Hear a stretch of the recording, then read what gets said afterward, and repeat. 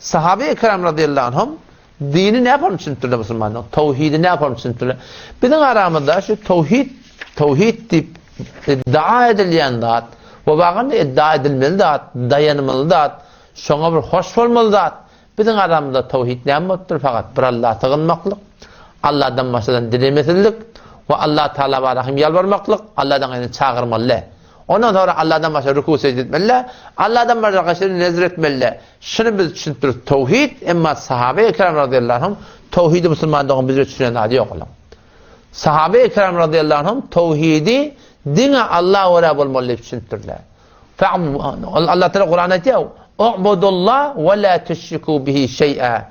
Allah'a ibadet edin ve en tecik da Allah şerik getirmeyin. Şu en tecik zat dedi ne mi dedi? Şu gurur Müslümanlığın riyan gurur. Göz için bolmalı, göz için etmeli, göz için yaşamalı, halk için bolmalı, il için bolmalı. Sahabe tevhidden şunu düşündür. Fe'budillah, Allah'ını ibadet et, muhlisen lehu'd-din. Halis et kucunun halında şol Allah'a ibadetini ve itaatini ve itiqadini ve tevekkülini sahabe tevhidden şunu düşündür Müslümanlar. Allah'ını ibadet etmeli, hem medadan hem halis Allah'dan için bolmalı düşündür.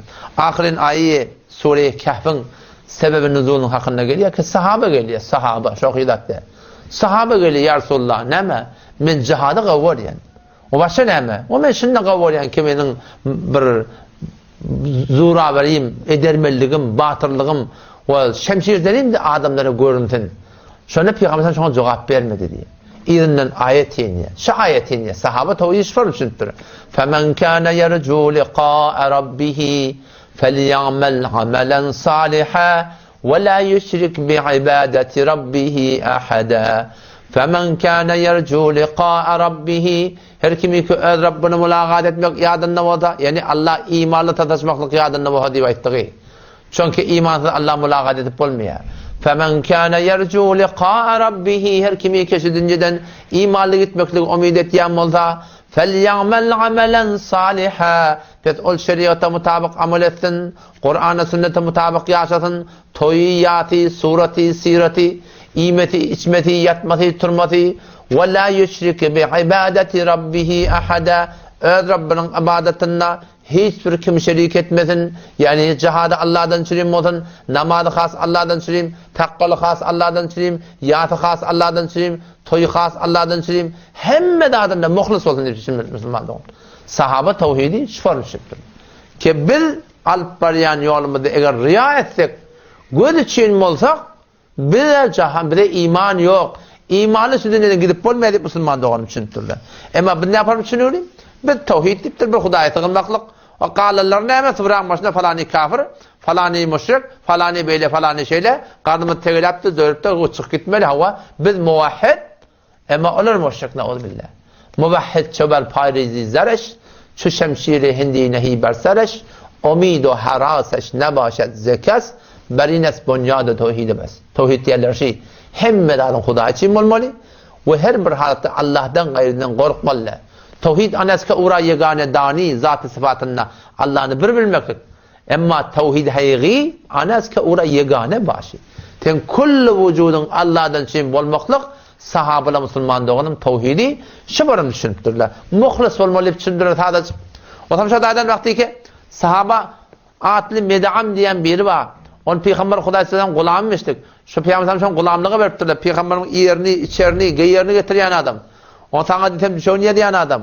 Ondan sonra atılığında adıma teyyarlattı varahim. Şu tuğratında köcebetinde yani ki Azra'cı muhtarım bilmek güne yeni vadına kömekleşen adam. Cengi Khayber olanına. Şunda Khayber'de bir yerden gelip ki ok diye gelip diye yakın bokurdan deyip de lalekim cıng'a kan edip öldü diye. Sahabeler ne mi dedi diye haniyen lehul cennet. Mübarek olsun sana cennet dedi diye. Mübarek olsun sana cennet diye. Hem Peygamber'in kulluğunu öldün. Hem Peygamber'in hıtmetini öldün. Hem Peygamber'in işlerini edip veren vatın öldün. Cennet sana gobara olsun. Hoş oldun gönlün dedi diye. Peygamber'in ne mi dedi diye kelle hergel böyle dedi. Cenneti de dedi.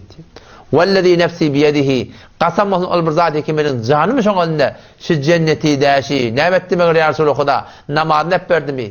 Ne mi? Tanrı desem hıtmetini hep verdi mi? La ilahe illallah inkar etti mi? Muhammed Resulullah inkar etti mi? Ne etti mi? Onun aytti diye inne şemeletelleti akadaha yevmel Khayber minel meganim. Şu bir çadır cengi Khayber'in malahim şu ganimetlerin arasında biduni ki malahim taksim olmaka habartı şon alıptır. Şu çadır şon kulli emmanı o atmak çalışıyor. Sahabeler sıkılıptır Allah'ım şonuna. Muhlis bolmasan hemme adamda zahir batın Allah ora bolmasan necat tap bolacak gayet düşüntürlü ola. Oğlun çocuk bir iş edip otadan resmet alıp çık, otadan falan edip çık, oğlun çocuk film ödeyip çık, iyinin arasında bir forum, halkın arasında bir forum, iki kalbatlıkta bir forum, onlar için düşüntürlü şu forum Allah Teala'ga imanla sataşıp olmaya deyip düşüntürlü Müslümanlar. Baştaki gururlarda geçti, günah etmeyen yok. Günah edakam tövbe etmeklik. Bu müminin sıfatı. Emma gururun şunusuna bir taraftan iddiayı iman edip oğrunca günahları umumi suratına ya hususi suratına edip gelmeklik Müslüman doğun. Şu iman müminin marahim sıfatı de. Mümin ne bolmalı dedi Müslüman doğun. O zaman sahabe-i kiram radıyallahu anhum şu gurrunu şu param düşünüptürler. Keneme muhlis bolmalı. Hatta hadiste geliyen aralıkta Meşkat Şerif'te okuyup geçtik. Bir tane şotada bir adı Müslümanın biri meydan jengde ölüye. O zaman Peygamber Huda Aleyhisselam şuna şu da cehennemi deyip boşluk verenler. Bar yerli gördülerle bir iki sancak bir muhracık morvalit demekdeş. Malı ganimetten beri şeyleri oğurlaptır. Hazreti Ömer radıyallahu anh Peygamber elam ettiriptir. Şol iman setülen kıygırtın şu an sahabelan arına ki neme? La yedhulul cennet illa'l mu'minun. Ki müminlerden başka hiçbir adam cennete girecek ya. Elam ettiler dedi. Üst taraf Hazreti Ömer radıyallahu anh kıygırdı diye.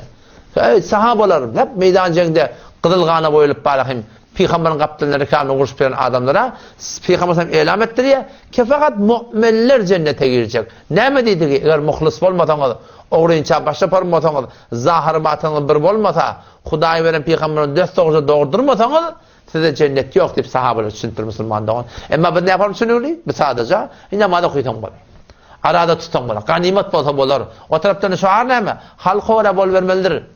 İyi de oraya bol vermelidir Müslüman doğan şu kep bir katı bir yanlış.